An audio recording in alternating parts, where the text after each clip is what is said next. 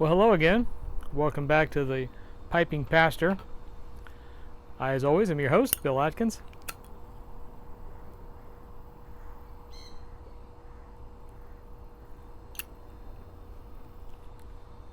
Today,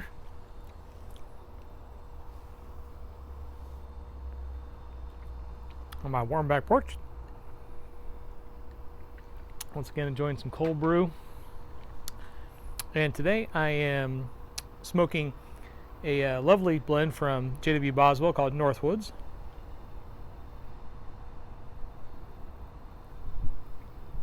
And I'm smoking out of my bent neck Peterson here.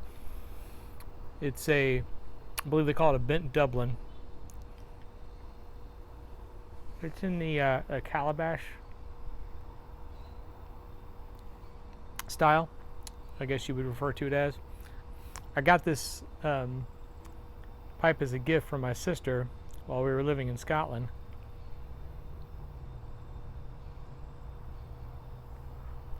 Several years ago, which actually began me smoking a pipe. The first blend I ever smoked was a boutique blend by a tobacconist on the Royal Mile near the castle.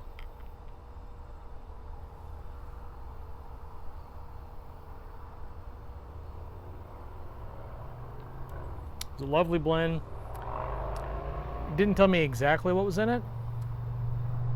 There was black Cavendish, which I could tell, and some Latakia. But beyond that, he would never divulge exactly what was in it and how much of each thing.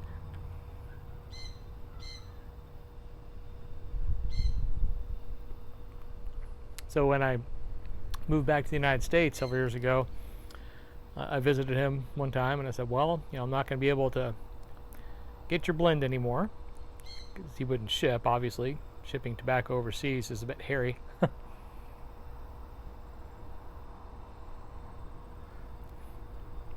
So he suggested Peterson Long Cut. And so when I first moved back, I got some Peterson Long Cut, and it was nice. It was lovely tobacco. But then I thought I should really try to expand my palate and see what else is out there.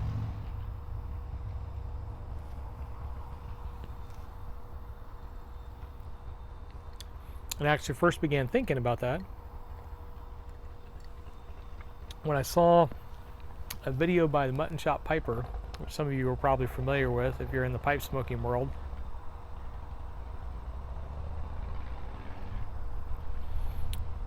Talking about his 16 blend rotation. I thought, oh goodness me, 16 blends of tobacco. I don't know if I want to go that deep into it. That's a lot of experimenting. And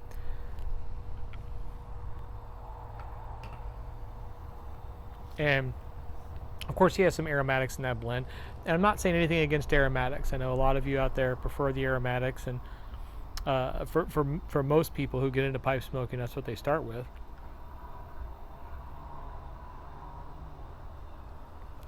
But for me, I enjoy the more simple taste of things as they are, without a bunch of additives.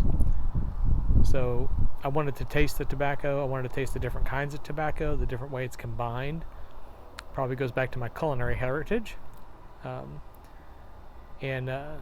So I've avoided aromatics.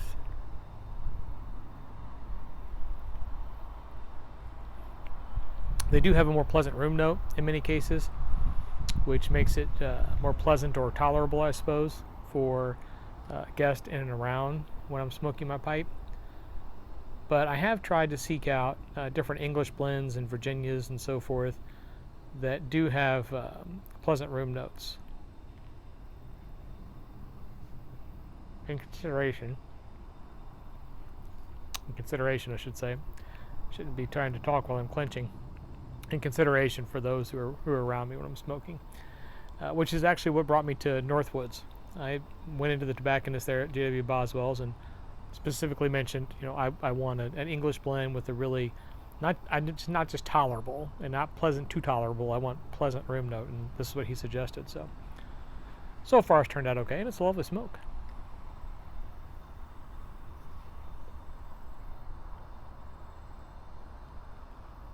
And yes, I am aware of the irony of the fact that in just my last video, I was smoking a Peterson tobacco out of a Boswell pipe, and today I'm doing the reverse. So, no need to point that out in the comments. And I do understand that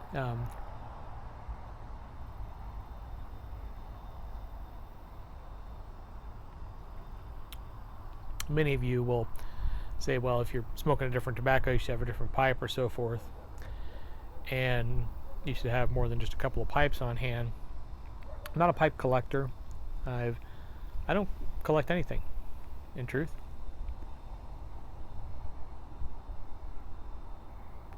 I don't doubt that I will expand what I own in terms of pipes. Most notably, I'd like to get a church warden. And I'd like to get into meerschaum. I was trying to honestly hold off on buying a meerschaum pipe until I was able to visit Turkey so that I could purchase a meerschaum pipe in Turkey. But that's probably not going to happen anytime in the next year or two. And I really would like to move into using a church warden to smoke the Virginias or the Vapors, the Virginia Periques, because they do burn rather hot. So probably will not wait for my trip to Turkey to get the meerschaum pipe. So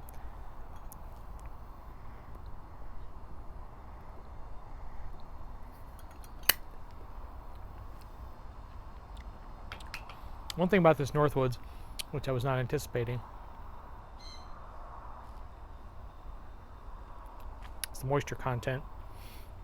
See me having to relight here a few more times than I normally would think about.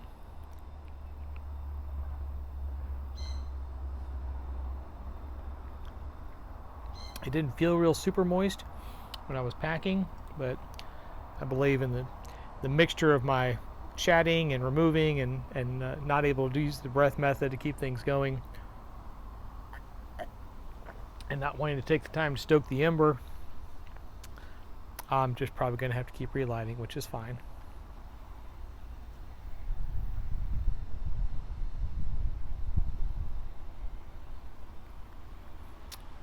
We'll have a more in-depth discussion of the moisture of tobacco. Perhaps in my next video, I'll smoke some plum pudding out of my billiard, and we can chat more about that at that time.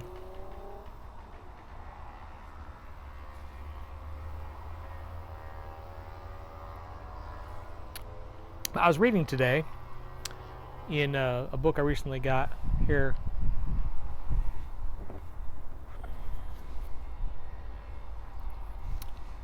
Oxford Book of American Verse, and lovely book. I picked this up at a used bookshop here in town for a pound or $1.50.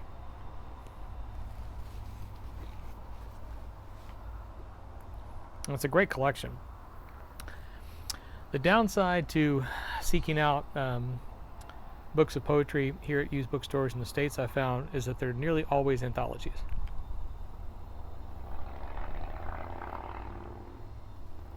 Because I was going specifically to try to find a collection of Edmund Waller's poems. And alas, I was unsuccessful. However,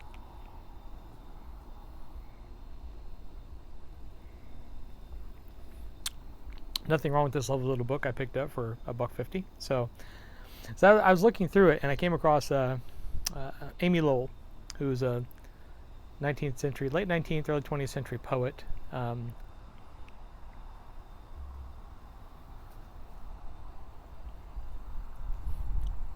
some of you might know her background, her personal lifestyle. And because of that, as I was reading through this poem, it struck me the importance of it. And perhaps it was just me and just the way I read it and just knowing a bit about her history. But I want to read this to you. This is Meeting House Hill. I must be mad or very tired. when the curve of a blue bay beyond a railroad track is shrill and sweet to me like the sudden springing of a tune, and the sight of a white church above thin trees in a city square amazes my eyes as though it were the Parthenon, clear, reticent, superbly final, with the pillars of its portico refined to a cautious elegance. It dominates the weak trees, and the shot of its spire is cool and candid, rising into an unresisting sky. Strange meeting house.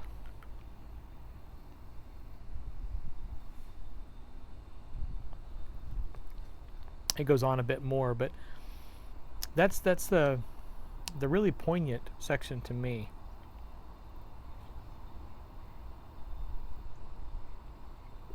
The image of the church and the feelings that it invokes in her.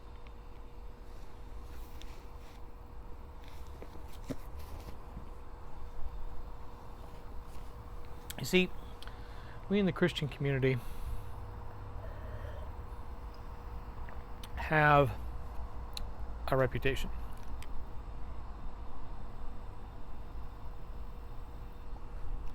And unfortunately, it is not a reputation built on the love and the mercy and the grace of Jesus Christ. It is based rather more, as Amy Lowell was writing there, on the rigidness of our structures.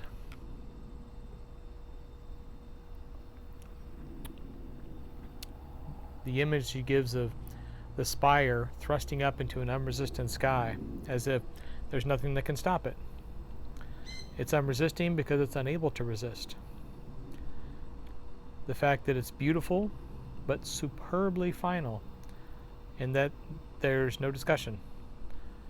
The church is what the church is, and that's all there is to it.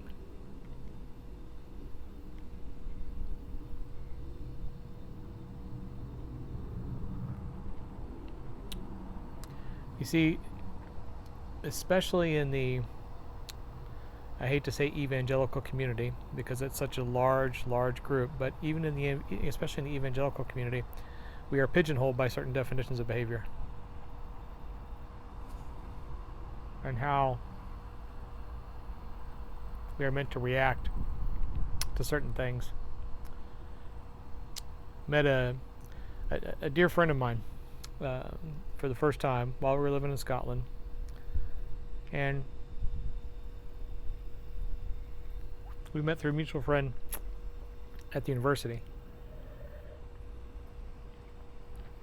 The definition he was given of me before we met was that I was an evangelical Christian from the Midwest.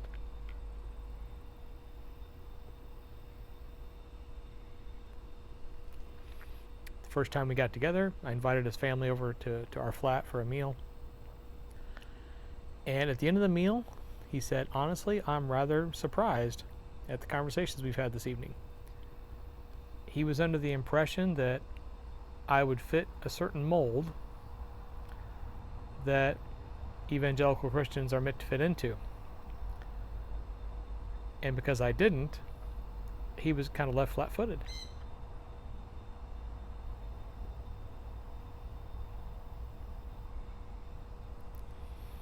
But you see, that's not because I'm some kind of super hyper liberal Christian. It's because I follow Christ and the scriptures.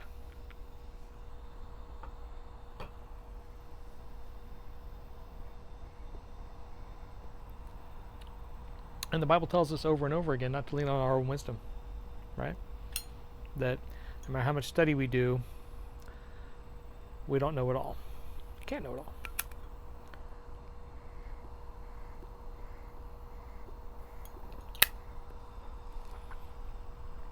But we are to seek out God's wisdom from above.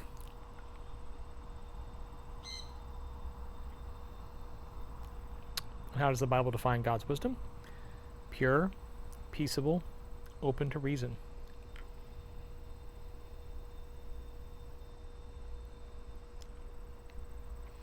It does not say rigid, unyielding, full of itself.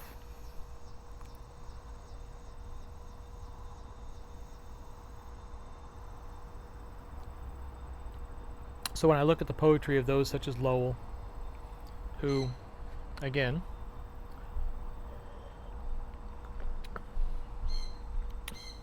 had a personal life that was counter to what many Christians deem appropriate, especially during her day.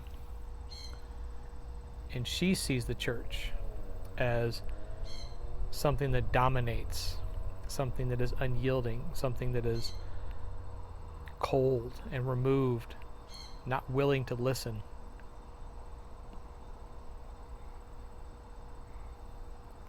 I see a church built on human wisdom, not the wisdom of God.